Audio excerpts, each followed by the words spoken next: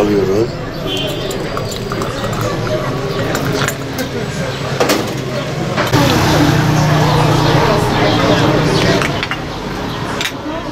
Ya şöyle anlatayım, yani şimdi Gaziantep, eski Gaziantep dedim, eski Gaziantep burası, kale etrafı. Onun için kalenin altından baz aldılar. İşte buranın neresi, işte buradan Almacı Pazarı'na doğru bu gidiyor böyle, bu bütün işte tarihi yerler burada, hanlarımız burada, işte hamamlarımız burada, ondan sonra köylünü getirdiği mallar burada, şehirlini getirdiği mallar burada. Yani Gaziantep'i simgeleyen bir alana, eski bir alana, eski Gaziantep'i simgeleyen yere kültür yolu dedik biz.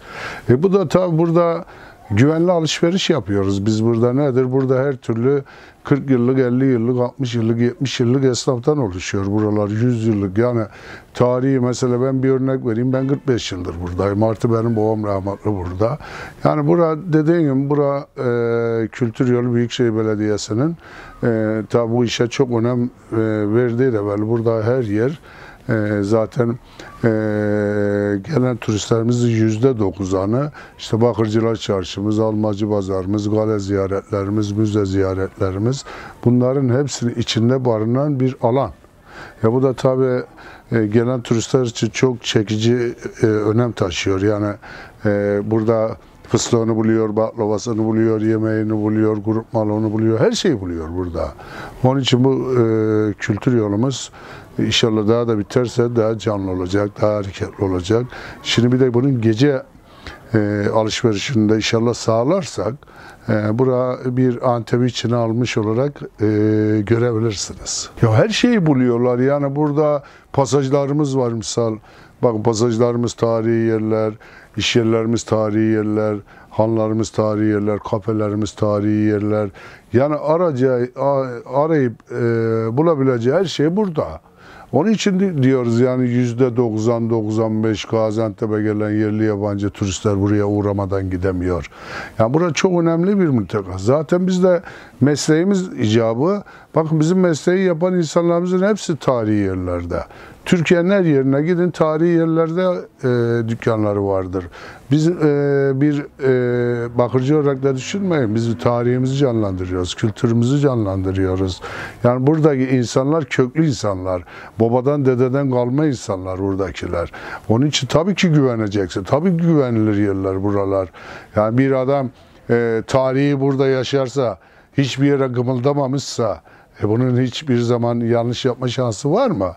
Tabi vardır birkaç tane, biz bunlara destek demiyoruz zaten. Onun için gelen turistlerimiz burada çok rahat alışveriş yapıyorlar burada. En güzel gezmelik, kahve içilecek yer, yemek yenilecek yer, katmeriymiş, beyranıymış, bakır alışverişiymiş, baharatçısıymış, her şeyi bulacağın yer. Ve buranın tabii ki İpek yolu olarak geçmesi normal. Kalınacak yerleri güzel, pansiyonları güzel. Yani her şeyiyle güzel. Tam gezilecek ve dolaşılacak yer. Tabii aileleriyle hem geziyorlar, hem alışverişlerini yapıyorlar, hem yiyip içiyorlar. Her şeyi buluyorlar rahatlıkla ve beğenip tekrar gelmek isteyenler var. Misal 82'den beri bakırcılıkla uğraşıyorum. Yani burada ararsan her şeyi bulursun. Bakırcılık beste abicim, yani mutfak eşyası, yani kullanabileceği eşyaların hepsi var. Yani çini çanaktan daha çok kullanışlı, daha uzun ömürlü, daha sağlıklı. Yani tercih edilme sebebi bu. Daha lezzetli. Çay olsun, suyunun soğukluğu olsun, yemek sunumu olsun. Böyle. Vallahi 8 yaşında başladım. 40 senedir yapayım. 40 senedir aynı bakırcıyız, işlemeciyiz. El sanatıyla uğraşıyoruz. Ben 37 yıldır buradayım. Artı bir de benim genel işim var. Ben kabaz zurna da yapıyorum burada. Onu da söylemiş olayım size. Onun da 53 yıllık bir meslek hayatımız var onda da. İşte böyle geçip gidiyor yani. Hayatımızın yarım asırını mesleğin içinde erbap olarak ödedik yani bunu. Kültür yolunda burada tarihsel yapılar var. Tarih, efendime söyleyeyim, yapılarda var. Alışveriş merkezlerinde var. Tüm aradığınız her şeyi burada bulabileceksiniz. Bıçağından tutun, bakırından tutun, yemenisinden tutun, baklavasından tutun. Efendime söyleyeyim, işte elmacı pazarımız var aşağıda. Onların içinde şire var, sucuk var, bastık var vesaire var, peynir var. Her aradığınız mamülü, aşağıda baharatçı arkadaşlar var. Baharat konusunda, peynir konusunda, şirinlik konusunda, baklava konusunda aradığınız her şeyi burada bulma imkanınız vardır.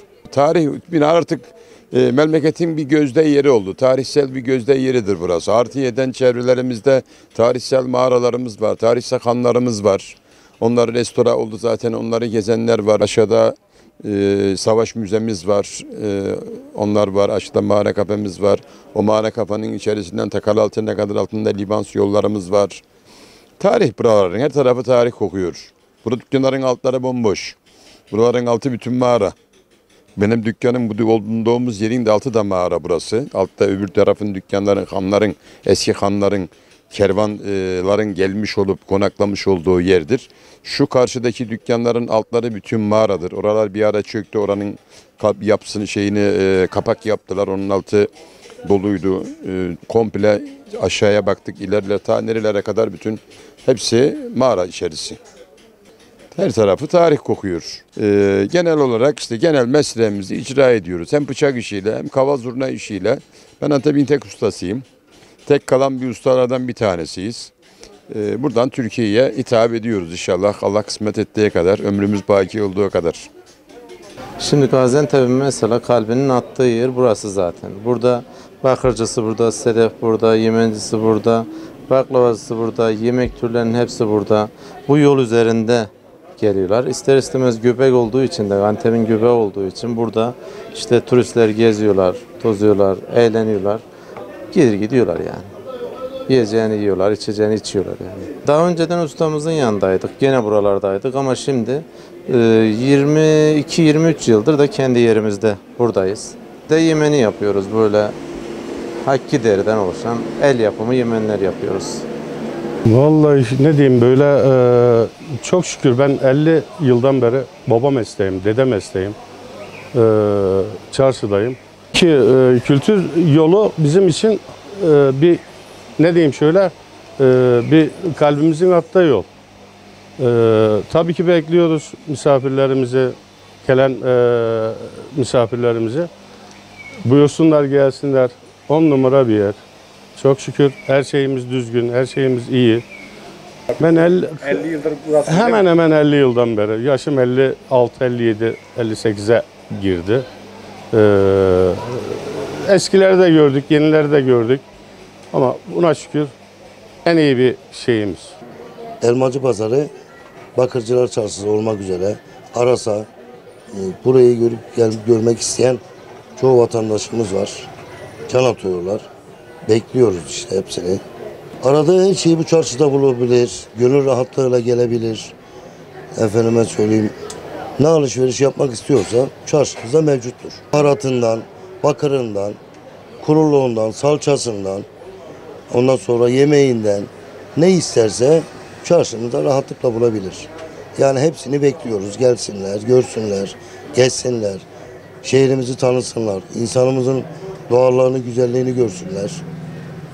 Ben 26 yıldan beri burayı işletiyorum. Yaşım 53.